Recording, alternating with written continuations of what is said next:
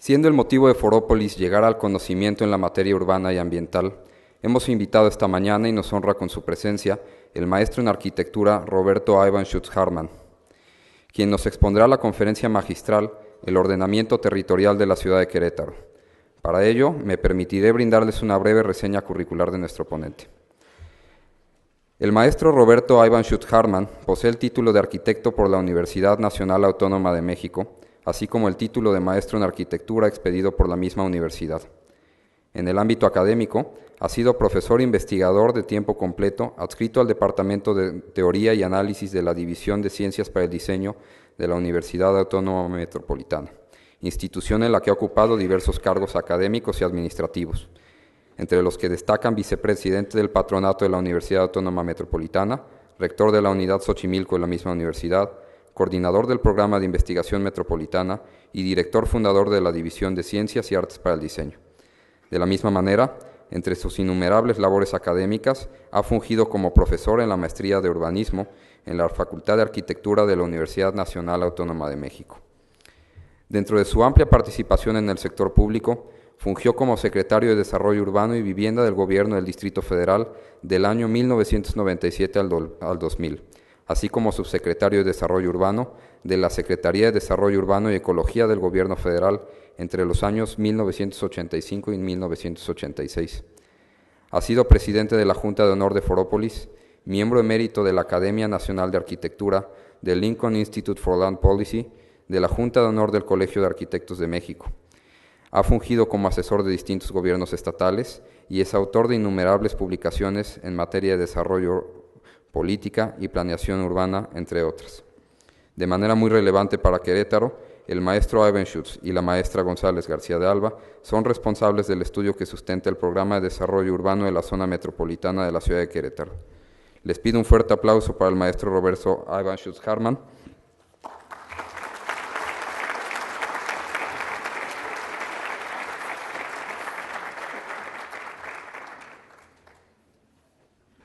Gracias, buenos días.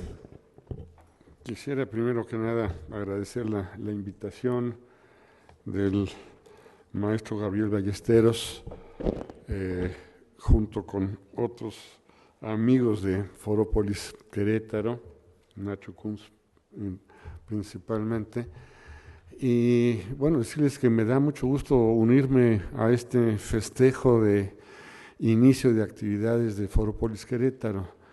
Ya se mencionó, el licenciado Ramírez mencionó el esfuerzo que se tiene casi de 10 años de iniciar este proceso de reflexión y discusión sobre las ciudades en México, y pues nos da mucho gusto que ahora Querétaro asuma también esta responsabilidad y lo haga con tanto entusiasmo y con un nacimiento tan prometedor.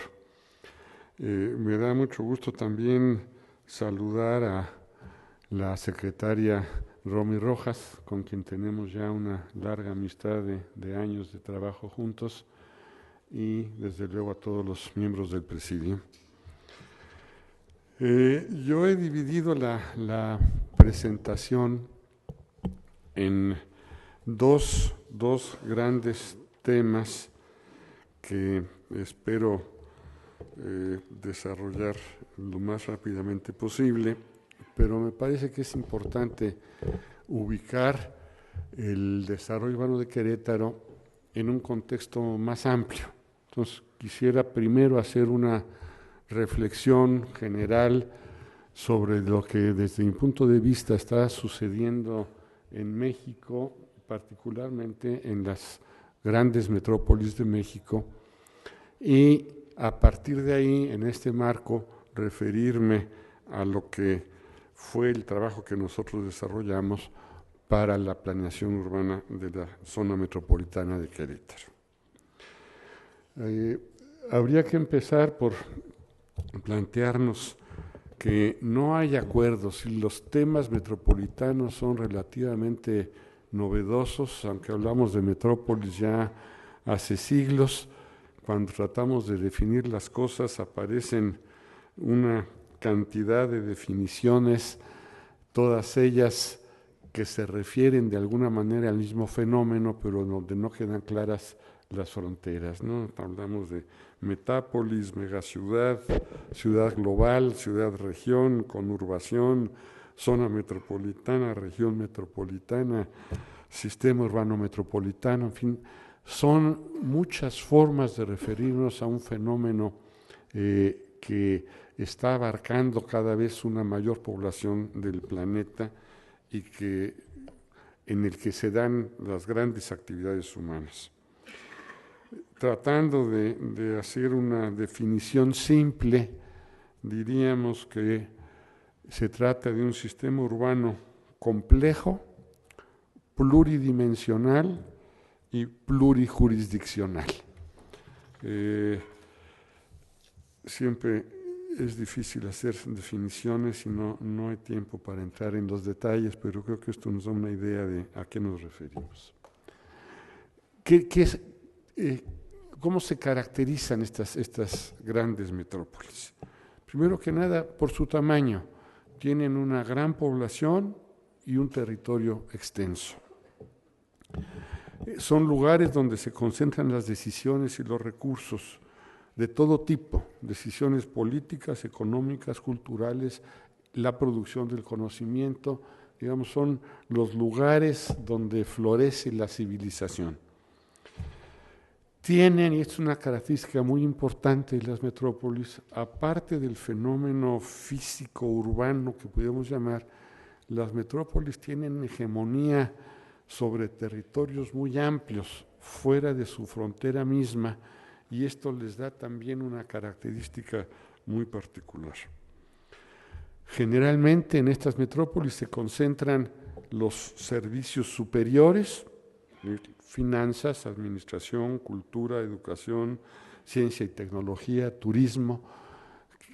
Cada vez menos las grandes metrópolis concentran industria. Querétaro podría ser una excepción al caso. Querétaro sigue concentrando industria, a pesar de ser ya una gran metrópoli que tiene muchas otras funciones adicionales. Normalmente en estas grandes metrópolis hay una pérdida de producción manufacturera y consecuentemente un cambio, una terciarización que implica por una parte pérdida de empleo o reconversión de los puestos de trabajo. ¿Por qué?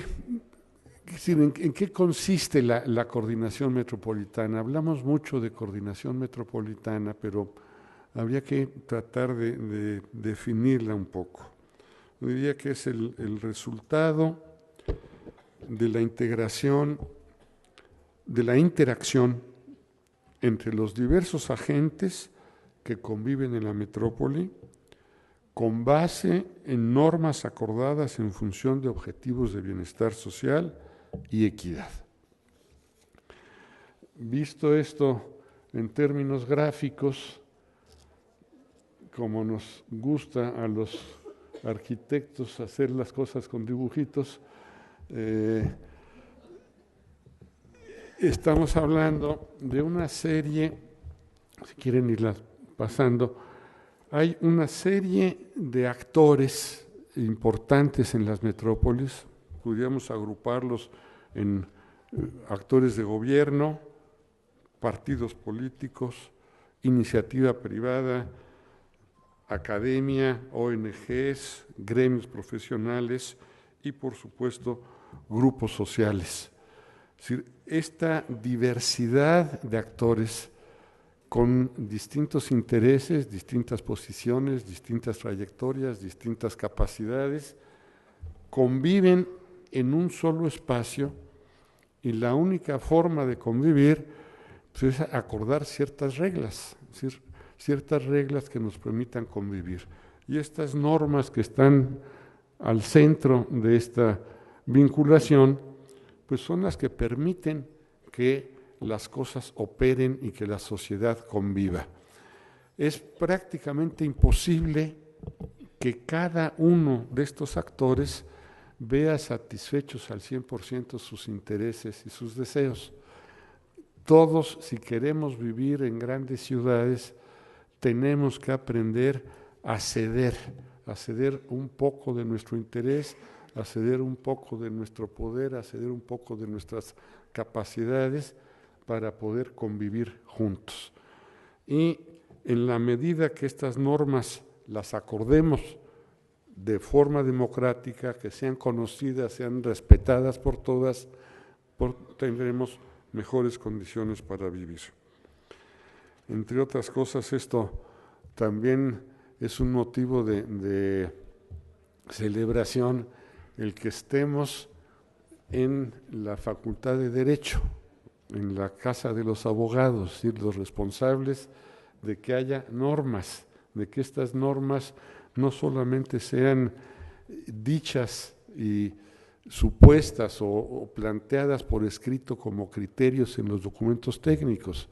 Si esas normas no son sancionadas formalmente a través de los procedimientos jurídicos establecidos, pues no tienen sentido, no tienen vigencia y no pueden aplicarse. ¿Por qué? Pasamos a la siguiente. ¿Por qué es necesaria una política pública de coordinación metropolitana? Digamos, ya tenemos muchas normatividades, ya tenemos muchas leyes, muchos reglamentos. ¿Por qué todavía meternos en los temas metropolitanos?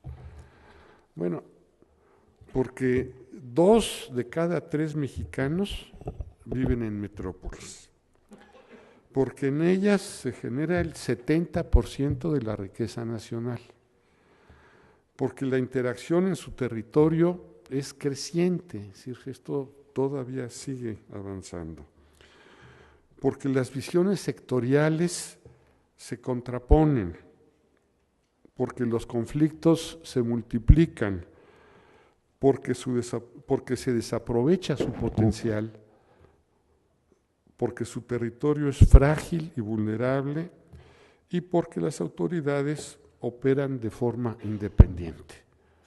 Digamos, estas y creo que muchas otras razones nos explican por qué tenemos que meternos a la coordinación metropolitana y a la planeación metropolitana.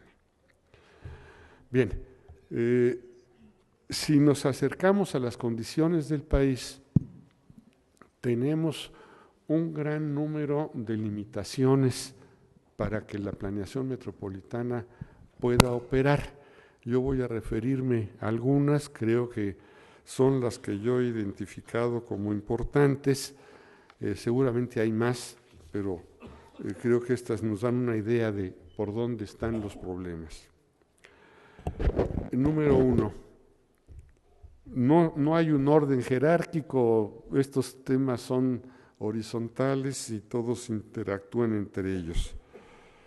Los planes metropolitanos son deficientes y rígidos,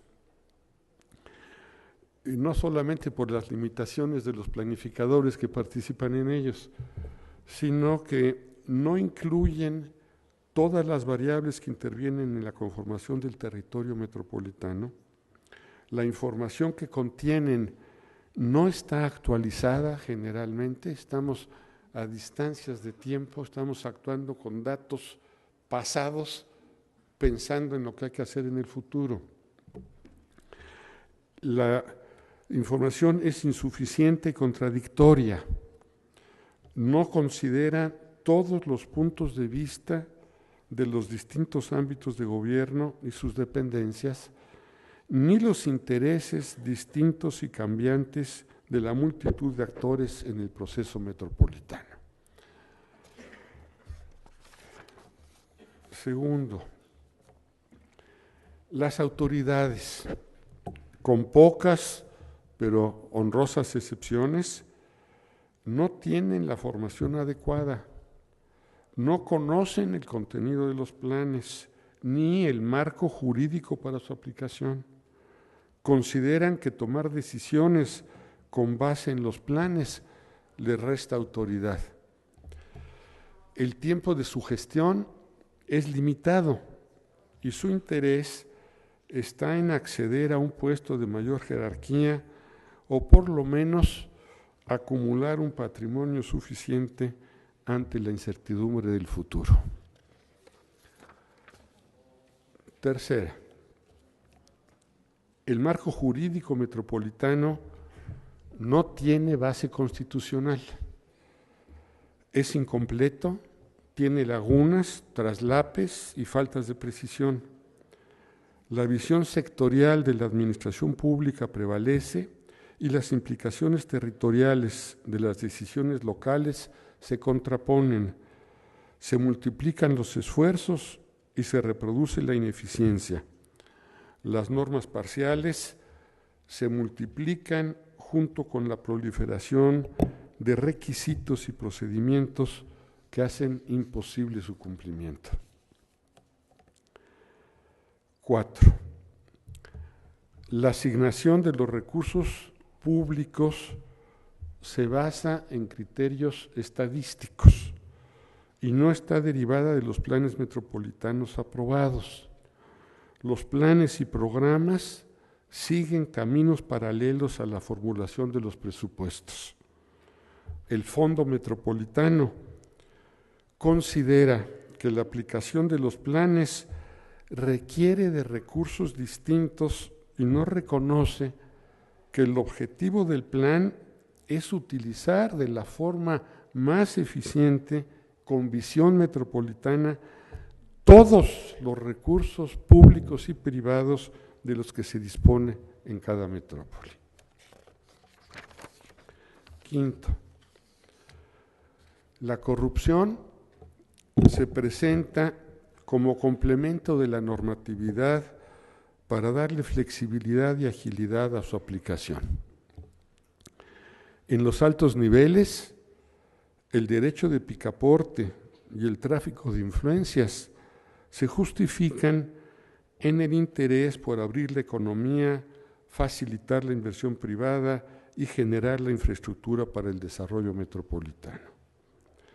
A nivel de ventanilla, los trámites se eternizan, lo que justifica la presencia de gestores, coyotes e intermediarios encargados de distribuir dádivas en toda la cadena de aprobaciones bajo el principio de que es más fácil pedir perdón que pedir permiso.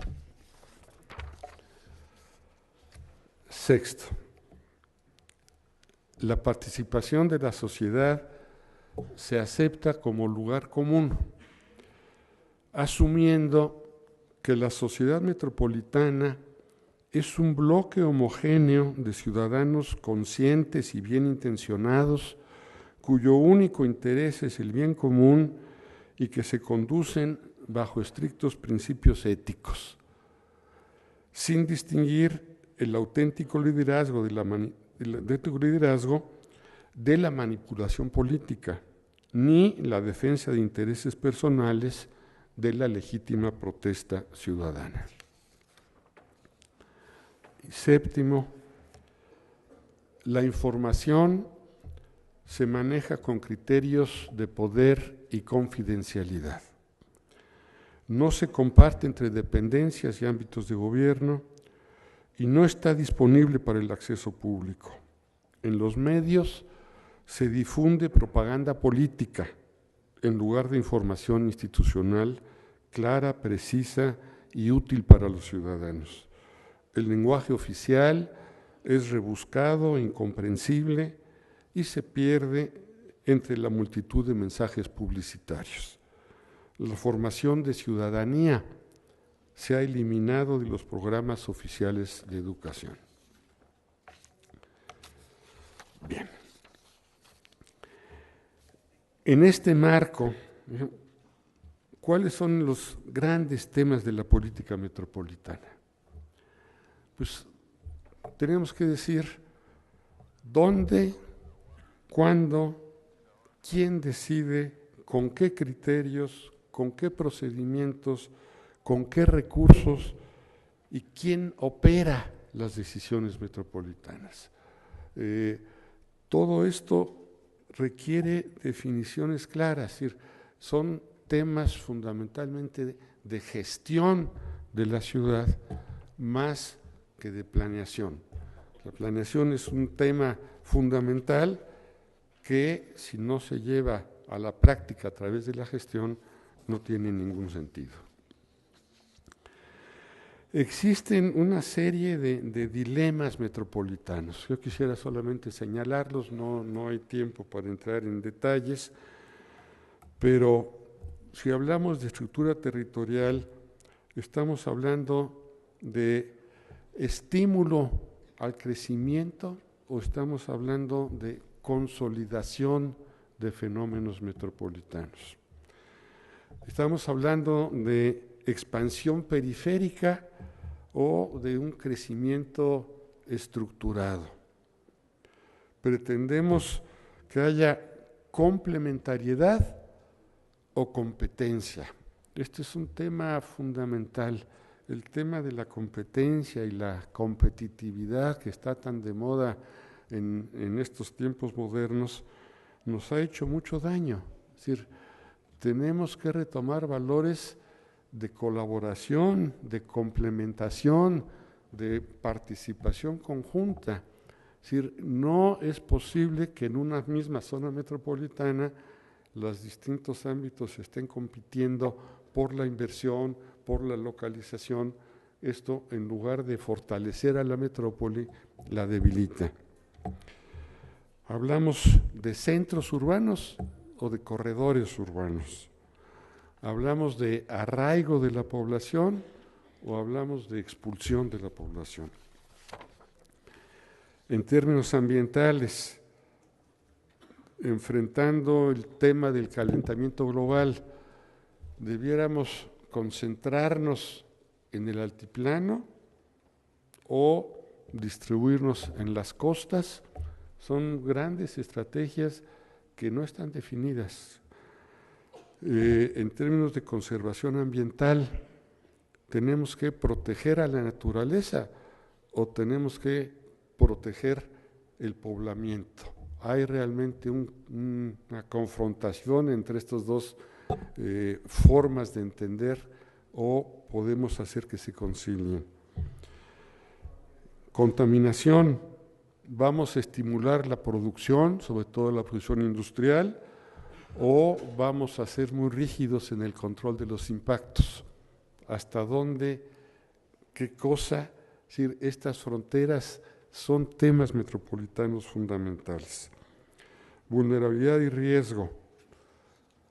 ¿Vamos a prevenir o vamos a esperar que sucedan las tragedias y los desastres para después desatar todos los recursos y toda la solidaridad para resolver aquello que no fuimos capaces de decidir oportunamente, sobre todo en términos de localización?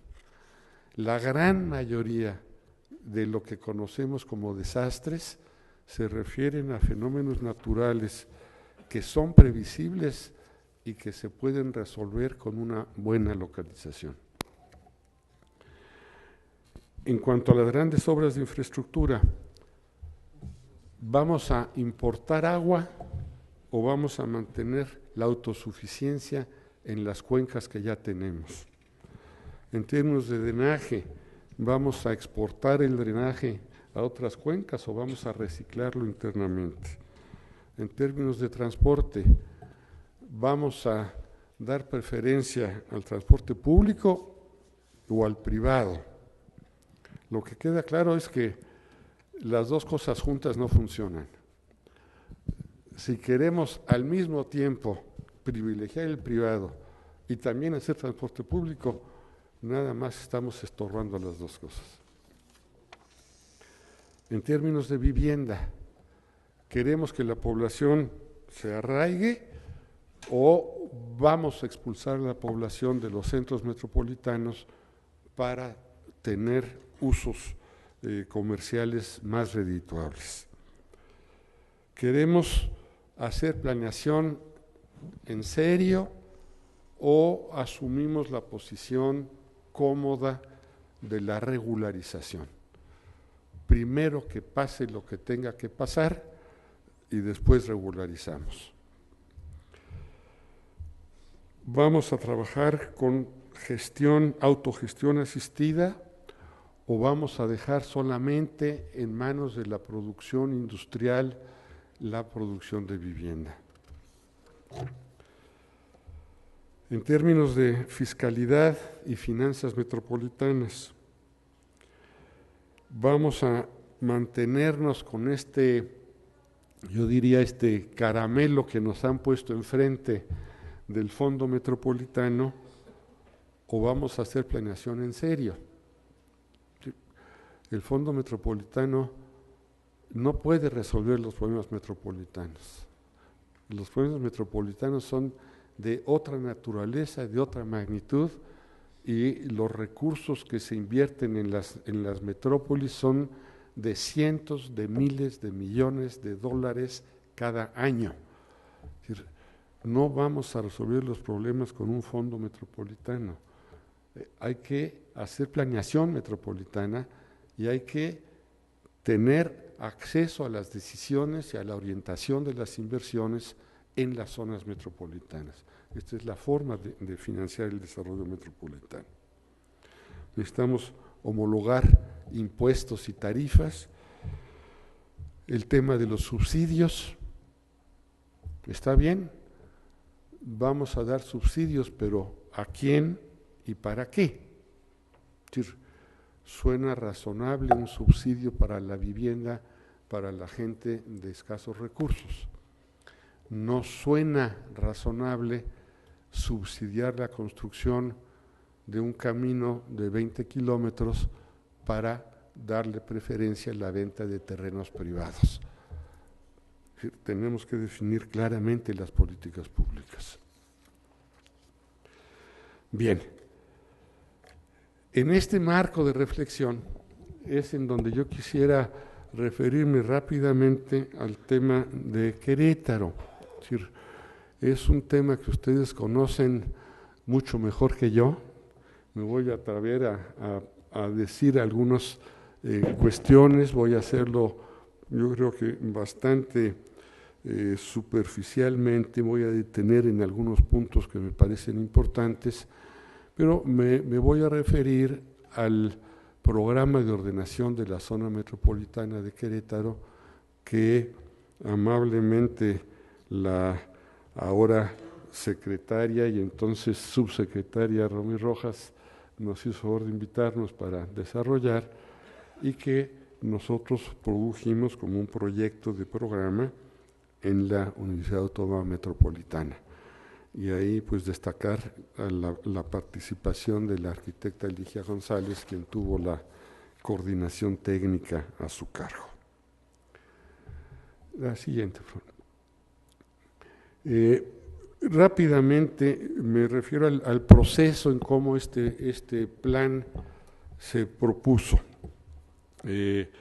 Tenemos lo que es la creación de un diagnóstico pronóstico integrado, es decir, está muy simplificado.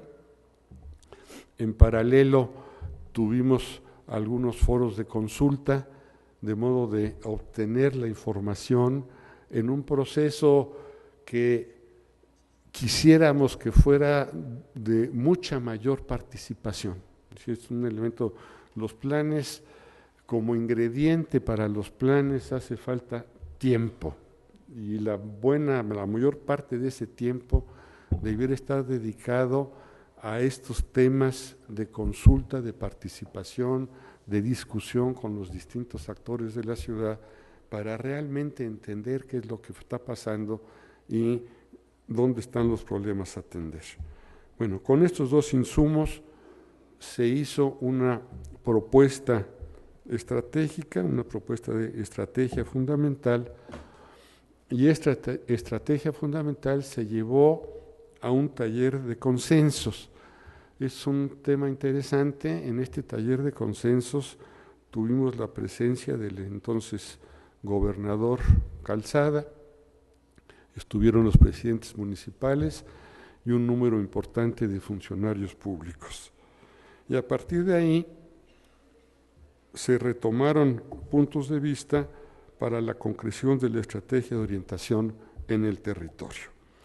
Digamos que nuestra actividad como universidad concluyó en esta etapa de concreción de las estrategias y propuestas, y ya los pasos siguientes pues corresponden a la autoridad, lo que es la publicación del programa y en su momento esta necesaria actualización de los programas de desarrollo urbano municipales. Es decir, una vez que tenemos un programa metropolitano, pues es importante que todos los mecanismos de planeación se ajusten a esta gran estrategia general metropolitana.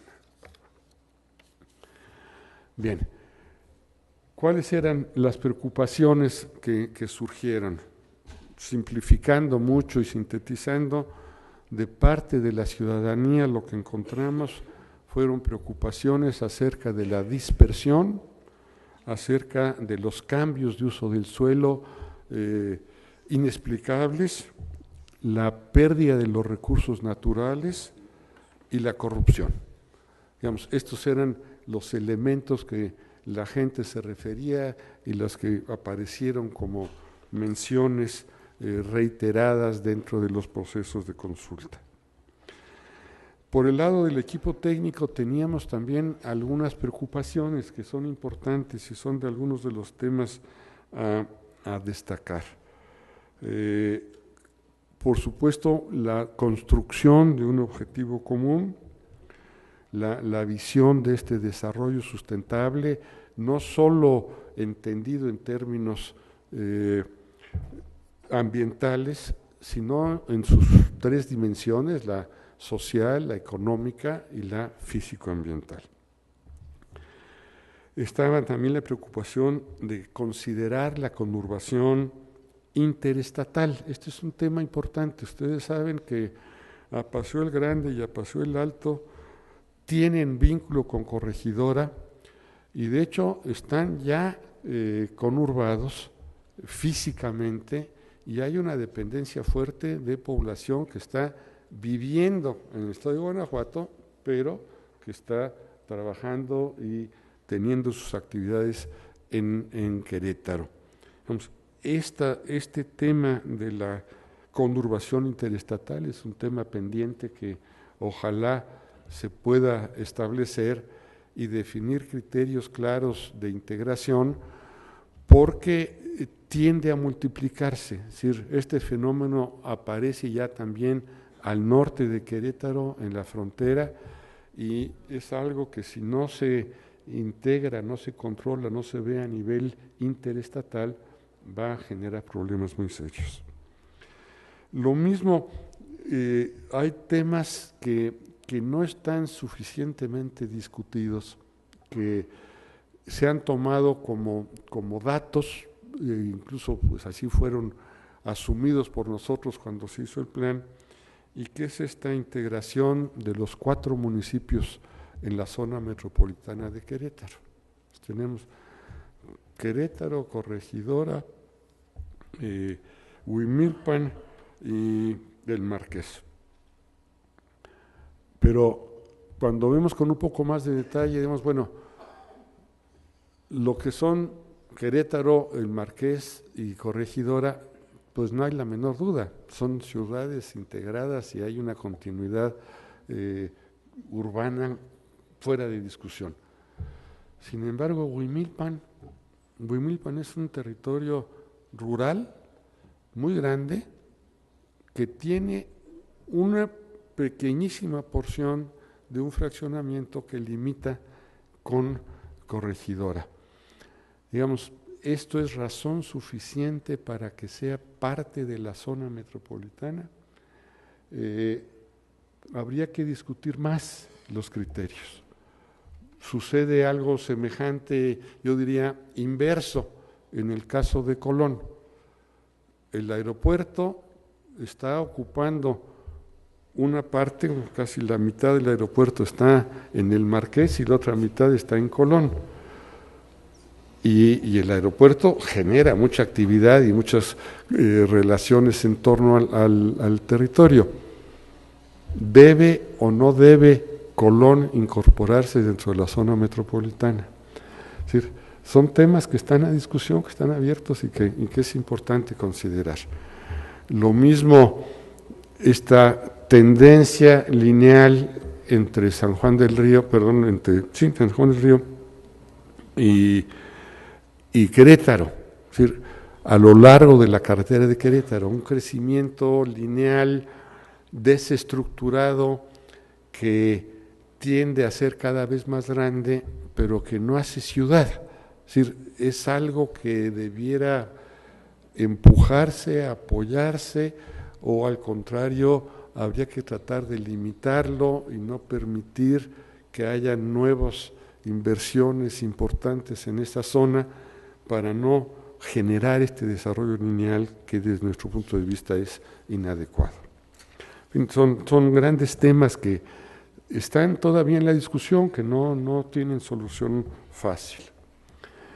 Esto es algo que es muy objetivo, es la expresión de la dispersión de Querétaro. Ahí tenemos un círculo de 60 kilómetros, que es el mismo círculo de 60 kilómetros que estamos usando para Guadalajara, la zona metropolitana del Valle de México, París y Querétaro. Nada más que las poblaciones son muy distintas. Guadalajara tiene 4 millones, algo más. La zona metropolitana anda alrededor de 20 millones, el Valle de México, París anda alrededor de 10 millones y Querétaro no llega al millón. Sin embargo, el territorio que se ocupa es similar.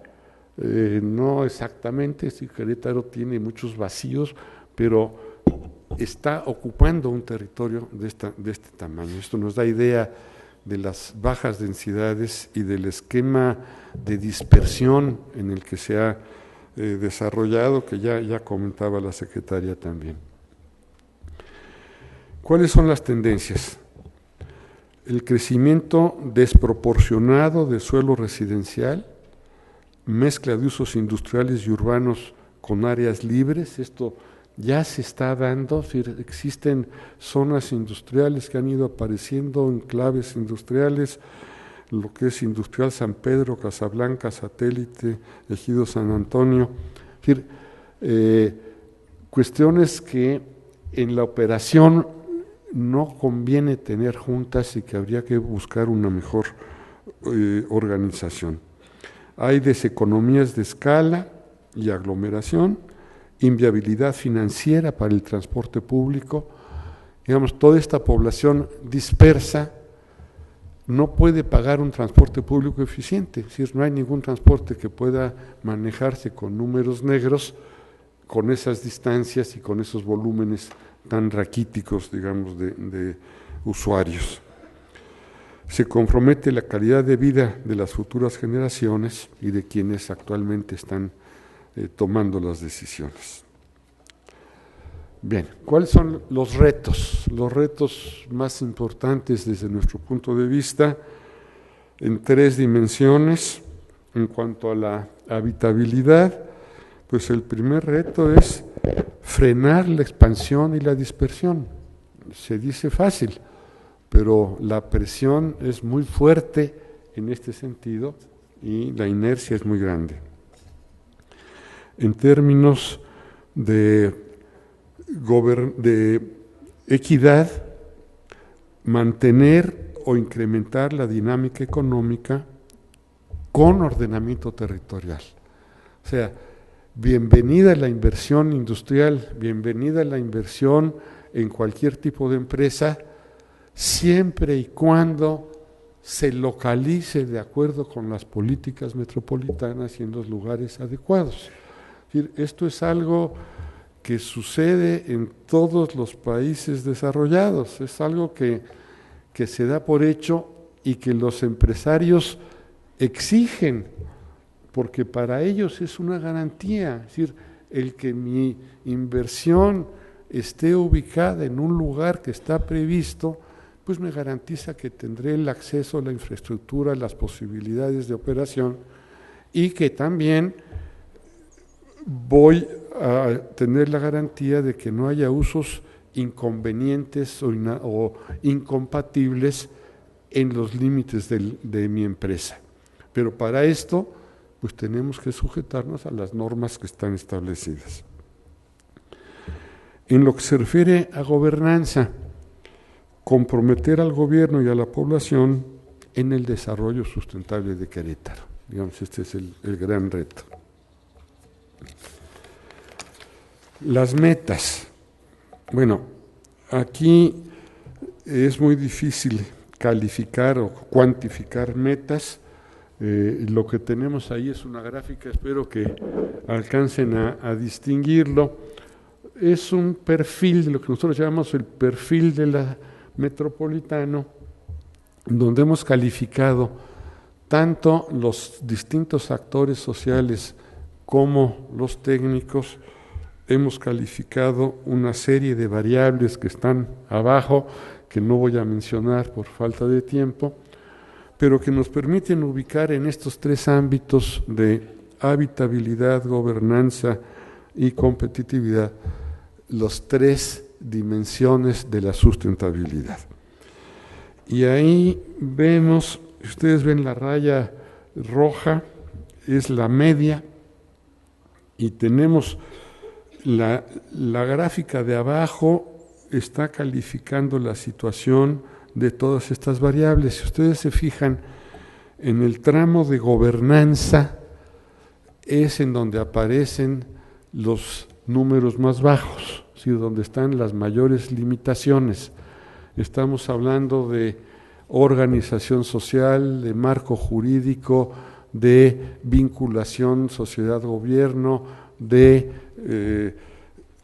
posibilidades de gestión, en fin, todo aquello que implica la operación, la gestión de la ciudad.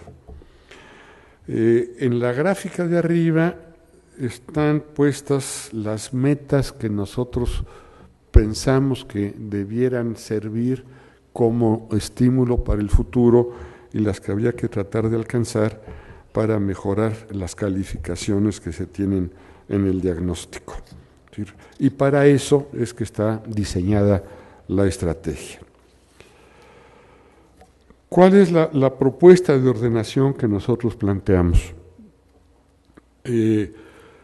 Aquí no quiero enredarlos mucho con los números, pero lo que teníamos para ese momento es en el área urbana de Querétaro un total de 879,000 habitantes, una superficie de 24,000 hectáreas formada por dos grandes áreas que son, por un lado, el área urbana actual, en donde tenemos 15,000 hectáreas, y el área urbanizable, que se refiere a lo que en aquel momento eran los planes municipales ya autorizados, que incorporaban 8,640 hectáreas adicionales. Esto nos da la suma de las 24,000 hectáreas. Las densidades que se presentaban eran en el área urbana 55 habitantes por hectárea, una densidad bastante baja, incluso con relación a los índices nacionales en otras ciudades, pero en el área urbanizable 2 habitantes por hectárea. ¿Qué quiere decir esto? Que esta área urbanizable estaba apenas empezando su poblamiento, que tenía todavía espacios muy extensos para poder captar población y para poder incorporarse dentro de la zona metropolitana. En total, la densidad que se planteaba era de 38 habitantes por hectárea. Nosotros estimamos como meta, como imagen objetivo, que la ciudad llegara a tener 75 habitantes por hectárea.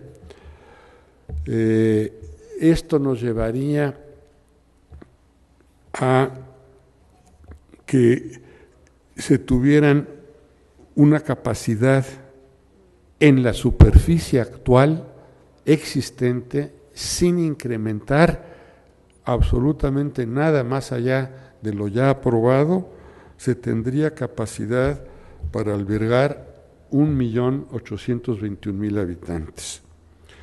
O sea, habría una capacidad excedente en las zonas ya servidas, ya urbanizadas, de 941,000 habitantes.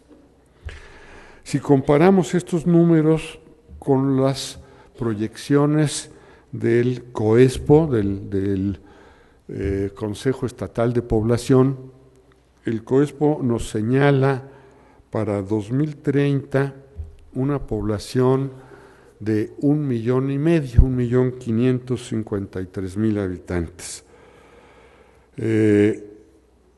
Como decía yo, la capacidad instalada era de 1,800,000, o sea, había todavía un excedente de capacidad instalada de 267,000 habitantes, más allá del 2030, con la ocupación de los territorios actualmente, bueno, en ese momento, aprobados para el desarrollo.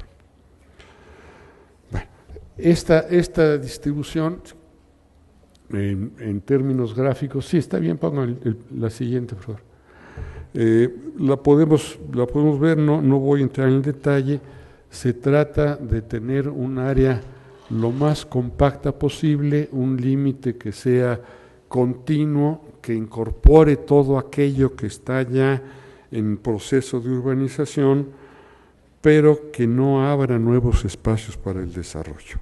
Incluso quedan algunos espacios separados del área central metropolitana, que son espacios urbanos que existen, pero que consideramos que no deben ser incorporados dentro de lo que es el área metropolitana continua. La siguiente. Se plantearon en términos de infraestructura vial, solamente retomamos algo de lo que ya se había estado trabajando en el estudio que se hizo de movilidad para la ciudad, y ahí coincidimos en mucho en lo que son los ejes fundamentales. Estamos hablando de 2 etapas. Primero, una etapa para lo que sería el centro más consolidado de Querétaro, de 4 ejes de comunicación con transporte público masivo. No estamos sugiriendo metro, metrobús, esto requiere un análisis técnico específico, pero sí las líneas por donde pensamos sería conveniente tenerlo. Y en una segunda etapa, una expansión de estas líneas para integrar el resto de la zona metropolitana. Se plantean como una parte muy importante de la propuesta nuevas condiciones de gobernanza. Es decir, si detectamos que el tema de gobernanza era el más débil en el proceso, pensamos que ahí es donde habría que fundamentar mucho del esfuerzo. Y para ello estamos hablando de la integración de una comisión plural única de asuntos metropolitanos. Hasta entonces existían 2 instancias metropolitanas, una como coordinación de la zona metropolitana y otra para efectos del Fondo Metropolitano. Pensamos que estas 2 debieran estar integradas. Se señalaron con mayor amplitud y detalle las modificaciones en la legislación que se recomendaban y también la incorporación de sanciones. En general, la legislación urbana en México carece de sanciones, son buenas intenciones y caminos para hacer las cosas bien, pero no tenemos claras las sanciones para cuando las cosas no se hacen bien. Medidas de control eficaz para el uso del suelo, de acuerdo con los planes, la incorporación de mecanismos fiscales como complemento para poder operar los planes, el acceso al suelo y al equipamiento para la población de bajos ingresos, que esto es un tema fundamental. En Querétaro son pocos los asentamientos irregulares, pero el crecimiento económico genera atracción de población y es población de bajos recursos. Y esa población de bajos recursos tiene que tener un espacio dentro de la ciudad y al gobierno le corresponde identificar cuáles son estos espacios y cuáles son las características que deben tener. Tal vez no estén dotados con todas las infraestructuras desde un principio, pero su localización y sus posibilidades deben estar previstas, de modo de que esto, en lugar de que sean zonas que se ocupan de manera espontánea y después se regularizan, sean zonas en donde tengamos elementos para ubicar a la población en condiciones dignas y que progresivamente vayan resolviendo sus problemas. La importancia de seguimiento de los planes, la alineación de los planes municipales de desarrollo con la ordenación metropolitana, que esto, si no se logra este esfuerzo, el efecto metropolitano es muy limitado, la generación de una procuraduría urbana y ambiental para dar espacios de seguimiento para los problemas, la conurbación interestatal como un tema de gobernanza importante. Voy a ir rápidamente mencionándolos porque ya el tiempo está prácticamente agotado. Tenemos que hablar de esta Comisión Plural y Única de Asuntos Metropolitanos.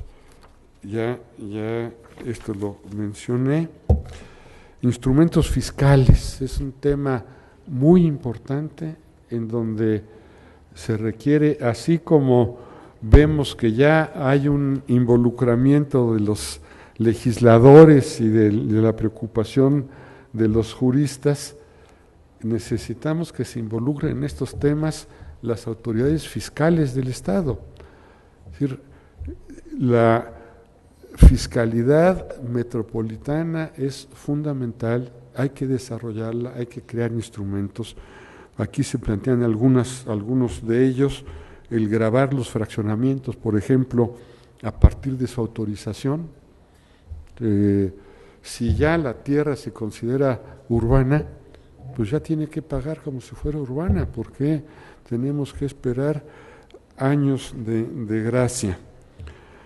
Establecer impuestos por obras de colaboración que existen pero no se usan, impuestos a baldíos, el catastro base suelo, que es un instrumento muy fácil, más fácil de operar que el normal, incentivos a la densificación y a la saturación, gravámenes al cambio de uso, el fondo fiscal para la conservación ambiental, porque el tema ambiental siempre nos preocupamos de que cada año se perdieron 20 o 50 o 500 hectáreas y los ambientalistas van siguiendo las hectáreas perdidas, pero no tenemos los recursos para actuar en el área de conservación y actuar con suficiente firmeza para detener el crecimiento urbano, para que en estas zonas verdes tengamos actividades productivas, actividades compatibles con la conservación, pero que físicamente impidan el crecimiento de la ciudad. Incentivos fiscales para la ordenación, que pudieran ser para actividades compatibles con el área no urbanizable, para empresas con mano de obra intensiva, para la creación de micro, pequeñas y medianas empresas. Bueno, este es un cuadro rápidamente del que fue el resultado. Es un proceso muy complicado con muchos papeles, pero este cuadro sintetiza el taller de consensos. Sometimos a consideración de todos los funcionarios 37 grandes estrategias y les pedimos que las calificaran de distintas formas.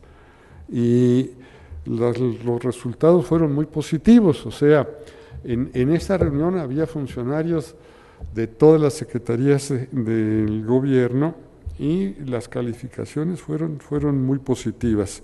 Entonces quisiéramos suponer que hay consenso y que hay posibilidades de apoyo por parte de las otras instancias de gobierno.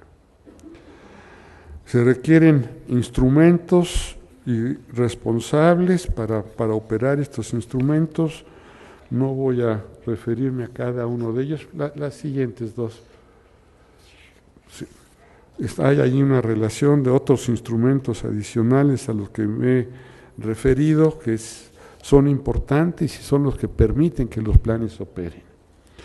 En fin, hasta aquí llega lo que nosotros planteamos y pensamos que pudiera ser la estrategia para el desarrollo metropolitano de Querétaro. Yo quisiera solo terminar con una última reflexión que se refiere a que en nuestras zonas metropolitanas necesitamos generar procesos, no solo proyectos. Los proyectos son importantes y son necesarios, hace falta proyectos, pero esos proyectos tienen que insertarse dentro de procesos más amplios, procesos de gestión que tengan continuidad, que tengan posibilidades de visión de largo plazo y en donde se tengan la estrategia general para incorporar las distintas acciones. Hay trabajos en muchas dimensiones en las que se tiene que ver el futuro y para esto pues hay algunas cuestiones que habría que empujar, por ejemplo, acuerdos interparlamentarios, esto en el caso de que se tuviera la conurbación con Guanajuato, convenios intergubernamentales, o sea, entre las distintas secretarías de Estado, coordinación intersectorial, la creación de servicios metropolitanos más allá de los servicios municipales que cada uno de los municipios está organizado y está obligado a prestar, instancias colegiadas de análisis y reflexión sobre los temas metropolitanos, algo que hay que fortalecer, que es la vinculación academia con el gobierno, respetando sus individualidades y sus posiciones independientes, pero buscando puntos de colaboración que puede haber muchos y muy ricos. Capacitación, que es un tema fundamental, si quienes tienen a su cargo estos problemas tan complejos no tienen una formación previa, por muy buena voluntad y mucha inteligencia, no van a poder enfrentar los problemas.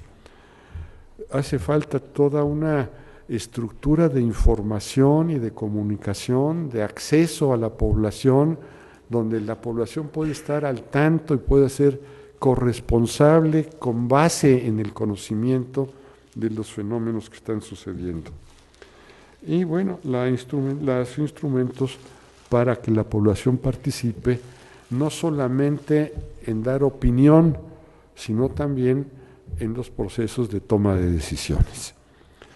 Digamos, esto es lo que para mí sería entender el plan como un proceso y no solamente como un producto que puede estar expresado en un libro y que técnicamente puede ser un buen producto, pero que si no cuenta con el resto de los elementos para llevarse a la práctica, pues simplemente es un esfuerzo perdido.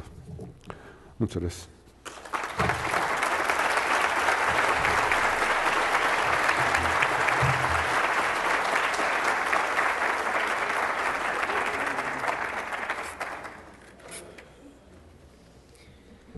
Agradecemos enormemente la magnífica conferencia de nuestro ponente y ahora el maestro Ballesteros, a nombre de Forópolis Capítulo Querétaro, entregará al maestro Eibenschutz un obsequio por su participación en este seminario.